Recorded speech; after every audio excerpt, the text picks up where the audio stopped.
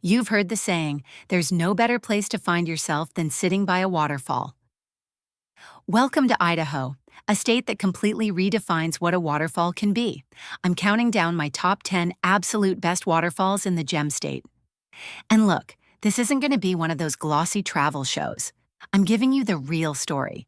The jaw-dropping views, sure, but also the real costs, the local food you have to try, and the honest-to-goodness downsides that leaves out. So grab your boots, maybe a poncho, and let's get started. Kicking off our list at number 10 is Jump Creek Falls. It's the local secret near Boise, but now this isn't a secret anymore. This is your classic desert with a gorgeous 60-foot waterfall tucked away in a rugged canyon that just sort of appears out of nowhere in the middle of the Oahe Desert. Now, the vibe here is like two completely different places depending on when you go. Show up on a weekday morning and you've found your own private slice of paradise. It's serene, it's quiet, and you can hear nothing but the water. But show up on a hot Saturday in July? Well, as one local put it, you'll find 150 sunburnt, cooler-carrying, tank-top-wearing families. It turns into a full-blown pool party, and you'll be lucky to find a spot to lay your towel. It's a very easy jump. From the top, you have to hit the exact right spot. I have a buddy who missed and landed in 3 feet of water, so watch out for that. And you can't camp at Jump Creek, but the land around it in the desert is okay, but they still patrol it and might tell you to leave. And let's talk numbers. The average daily cost for this trip is about $45. The visit itself is free, but this covers your gas from Boise and a good lunch. The best time to visit is definitely a weekday morning in the summer, to beat the crowds, or late spring when the whole canyon is surprisingly green. As for a must-try local dish, head into the nearby town of Marsing and grab a breakfast burrito from the Eddy. The real hidden gem at Jump Creek isn't the waterfall itself, but the trails above it. Most people just hike the quarter-mile to the pool, but locals know to scramble up the canyon rim for some seriously epic views. As for what to avoid, besides the weekend crowds, the big one is poison ivy. It grows thick all along the trail, so stay sharp. But hey, let's end on a high note. They call it Jump Creek Falls, but based on the summer crowds, maybe it should be called Wait Your Turn Creek Falls. All right, for number 9, we're heading way, way north.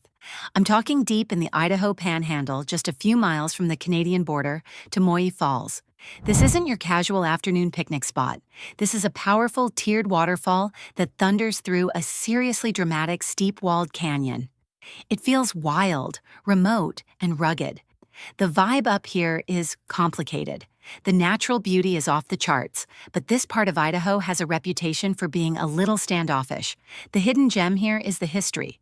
The trail follows an old mining road, and the falls are right next to the ruins of the Eileen Dam, a failed hydro project from the early 1900s. The story goes that the engineers totally underestimated the power of the Moyie River, which just tore right around their dam. It's a great little story of nature putting humans back in their place. Because it's so remote, the average daily cost is higher, around $110 for a full day of driving and a meal. Now, the best time to visit is critical. Go in late summer or fall and make sure it's on a weekend. Why?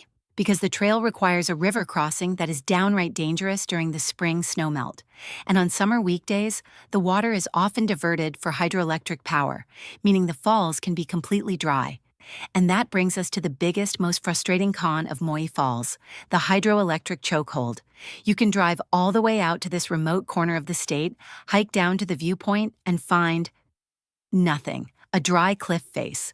It's a real gamble, which is why I've got a little joke for you. Visiting Moyie Falls is a bit like calling tech support. You're never sure if it's going to be on when you get there. For your must-try local dish, find the Feist Creek restaurant near Bonner's Ferry. It's a classic out-in-the-boonies kind of place, with good food and good people. Coming in at number 8 is Idaho's undisputed heavyweight champion of height, Elk Creek Falls. Located deep in the Clearwater National Forest near Moscow, this is officially the tallest waterfall in the state. And it's not just one drop. It's a spectacular series of 3 cascades, the upper, middle, and lower falls, that plunge a combined 140 feet into a gorgeous, flourishing canyon. The feeling here is pure, uncut Pacific Northwest magic. It's remote, It's quiet, and the air smells of pine and wet earth. It feels ancient, like you've stepped into a place that hasn't changed in 1,000 years. I guess that's why it's a triple-decker waterfall. Elk Creek Falls has 3 tiers: upper, middle, and lower. Coincidentally, that's also how you'll feel after the hike. Upper body tired, middle of nowhere, and lower on gas. The trail system has multiple viewpoints for each of the 3 falls, so you can see them from all angles. But a tip is to visit the nearby giant western red cedar. It's a 3,000-year-old tree that's 18 feet in diameter. You absolutely cannot miss it. As for what to avoid, be careful on the trail edges. It's also a real logistical challenge. You're 50 miles from Moscow, there's no cell service, there's no potable water at the trailhead, and you have to be completely self-sufficient out here. This is also a remote one, so the average daily cost for a day trip from Moscow is around $95. The best time to visit is very specific. Go in May. That's when the spring snowmelt is at its peak, and the forest floor just erupts with wildflowers, violets, orchids, you name it. It's absolutely stunning. For a must-try local drink, the tiny nearby town of Elk River is home to Shattuck Brewery. At number 7, we have a spot that's less of a single waterfall and more of a total destination: Ritter Island. Part of the Thousand Springs State Park complex, this is a lush, historic oasis right in the middle of the Snake River Canyon. It's home to the beautiful double-barreled Lemmon Falls and the gushing Minnie Miller Springs, which pour right out of the canyon walls. The vibe here is just happy. It's tranquil. It's gentle, and it feels like you're surrounded by the sound of water. The island's incredible history. In the early 1900s, it was a world-famous dairy farm run by a pioneering businesswoman named Minnie Miller. You can still tour her beautifully preserved barn, and for a real secret, at night, you can take a flashlight down to the spring-fed streams and spot the Shoshone sculpin, a rare little fish that's found nowhere else on Earth. As for what to avoid, don't even think about driving on the island. You park and walk. And definitely don't show up on a Tuesday in July because it'll be closed. And that is, without a doubt, the major con of Ritter Island, the incredibly limited access. Now, the best time to visit is non-negotiable. It has to be summer. While you can see the falls year-round, Ritter Island itself is only open from Memorial Day to Labor Day. That's it. Average daily cost is about $80, which includes the $7 state park entrance fee and a meal in the classic nearby town of Hagerman. For your must-try local dish, you have to get the finger steaks from the Riverboat restaurant in Hagerman. It's a classic Idaho dish. All right, for number 6, we're heading to Yellowstone's wilder, less crowded neighbor. Meet Mesa Falls. Composed of the 10-story-tall Upper Falls and the equally powerful Lower Falls, these are the last 2 major, completely untamed waterfalls on the entire Snake River. This is raw, thunderous power pouring over the remnants of an ancient supervolcano. The vibe here is grand and majestic, but also very accessible. It feels like a national park, complete with a beautiful historic visitor center, paved pathways, and interpretive signs. It's been a tourist destination for over a century, and you can feel that history. It doesn't have that remote, "I discovered this" feeling, but it makes up for it with sheer jaw-dropping force. The hidden gem is the Mesa Falls Scenic Byway itself. It was the original road to Yellowstone. And while you're on it, make a stop at the nearby Johnny Sack Cabin. And that brings me to a small con, but it can ruin your day: the mosquitoes. Especially in early summer, the areas around the river here can be absolutely swarming with them. It's almost like the falls have their own little air force.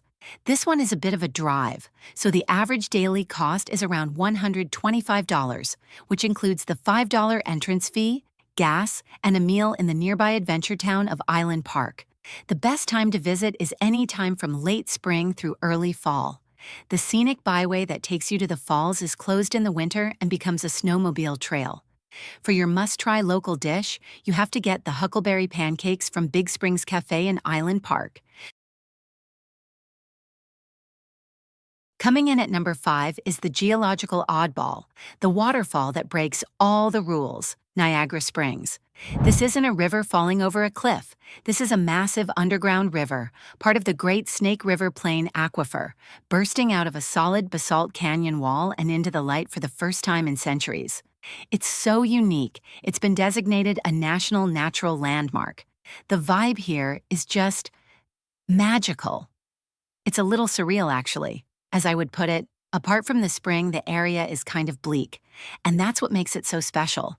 You're in this dry, rugged, sun-baked canyon, and then suddenly there's this explosion of pure, icy blue water. It feels quiet, like you've stumbled upon one of the Earth's secrets. A cool, hidden gem is the State Fish Hatchery located right at the base of the springs.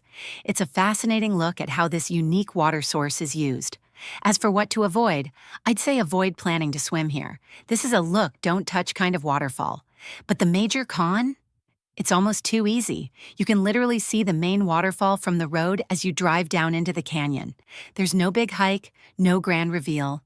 You park, you see it, and you're kind of done. Mother Nature sometimes gets tired of hiking and just wants to park right next to the view.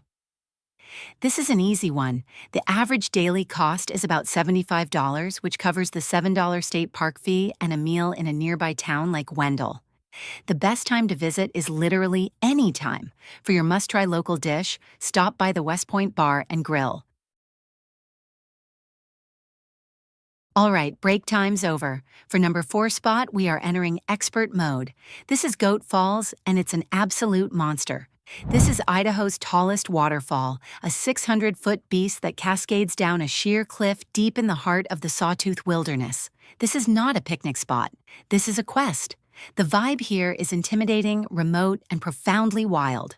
The hike to get there is an 8-mile round trip, and it is rugged to say the least. One hiker mentioned having a small anxiety attack after getting temporarily lost in the wilderness nearby. That's the feeling.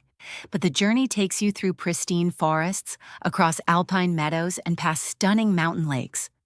The real prize isn't just the waterfall, it's the solitude and the incredible sense of accomplishment you feel when you finally get there. What to avoid? Getting lost. I'm serious. This is not a trail for beginners. You need a map, a compass, and the experience to use them. Now for the major con. And the biggest downside of Goat Falls is the goats. Not literal goats, but the spirit of goats. Goats are stubborn, destructive, high maintenance, and notorious escape artists. And that is this hike, personified. The average daily cost is around $150. That covers gas to the remote trailhead near Stanley, proper hiking food and gear, and a very well-deserved victory meal back in town. The best time to visit is early summer, May or June for the best flow, but be prepared for snow and ice at this elevation.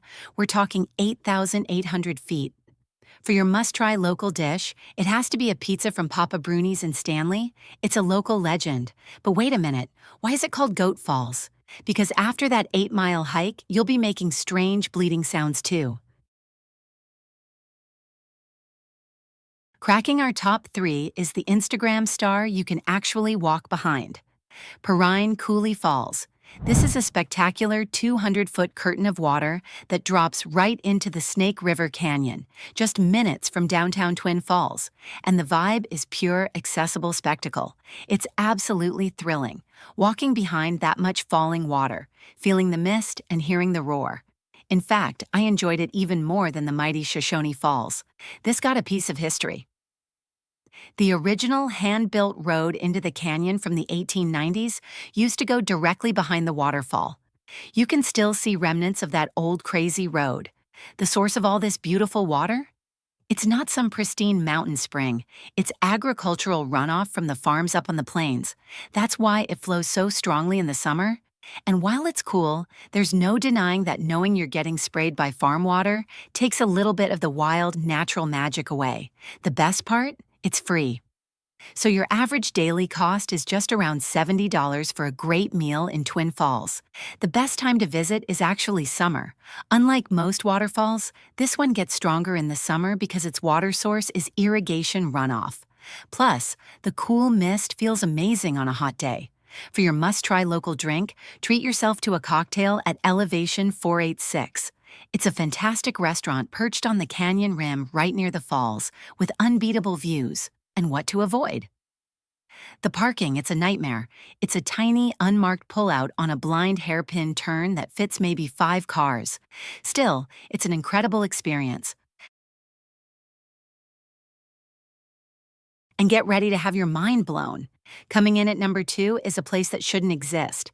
This is Box Canyon Springs, and it's a secret Hawaiian paradise hiding in the middle of the Idaho desert. I'm talking about some of the clearest water you will ever see. The water in Box Canyon is so blue, it makes the sky look like it needs to try harder. Flowing through a deep basalt canyon and plunging over a 20-foot waterfall into a perfect swimming hole. The vibe here is pure, slack-jawed awe. It's disbelief. When you first see that water from the canyon rim, your brain can't quite process it. It looks like something out of the Caribbean, not southern Idaho. This is the 11th largest spring in North America, and the water you're looking at has traveled underground for up to 200 years, all the way from the lava fields of Craters of the Moon, over 100 miles away. It's filtered for centuries before bubbling up here, perfectly pure. As for what to avoid, the trail down into the canyon is steep and a little sketchy. And watch out for poison ivy and stinging nettle along the creek. It's part of Thousand Springs State Park, so your average daily cost is about $80, including the $7 park fee. The best time to visit is spring or fall to avoid the brutal summer heat and potential winter snow. For your must-try local dish, head to the Snake River Grill in Hagerman and get the deep-fried cheesecake. Trust me, it's a fragile paradise. But man, what a paradise it is. And here we are, the number 1 spot on my list. The granddaddy of them all, the Niagara of the West. This is Shoshone Falls. Just outside of Twin Falls, this is an absolute behemoth. At 212 feet tall and nearly 1,000 feet wide, it is bigger than Niagara Falls. When this thing is flowing at its peak, it is one of the most powerful, awe-inspiring, and humbling sights in the entire country. The vibe is just raw, untamed power. It's a major tourist attraction, with a whole park built around it, but that doesn't diminish the spectacle. It's a piece of pure Americana. Just upriver from the falls is the dirt ramp where the legendary daredevil, Evel Knievel, attempted to jump the canyon in his steam-powered rocket in 1974. You can hike right out to it. It's bizarre and wonderful, and that leads us to the single biggest con is that it's not a waterfall. It's a faucet. The flow of this mighty river is almost completely controlled by Idaho Power. They crank it up in the spring for the tourists and the scenic flows, and then divert the water for irrigation and hydroelectricity the rest of the year. It's a managed spectacle, which for me takes away a little of its wild soul. It's a lot like my motivation on a Monday morning. In the spring, it's an unstoppable force of nature. By August, it's just a trickle. The best time to visit is spring, April, May, maybe early June. That's it. I cannot stress this enough. If you go any other time, you will be disappointed. Average daily cost is about $75, which includes the $5 vehicle fee to enter the park. Now listen to me carefully. For your must-try local dish, a local recommended the shredded beef burrito from 9 Beans and a Burrito, and they were not wrong. It's the perfect no-frills local grub. It's a place that makes you feel very, very small in the best possible way. So there you have it, 10 waterfalls, 10 incredible stories. And I think in the end, that's the story of Idaho itself. So maybe that old saying is wrong. Maybe you should go chasing waterfalls. Stay curious, friends. See you in the next one.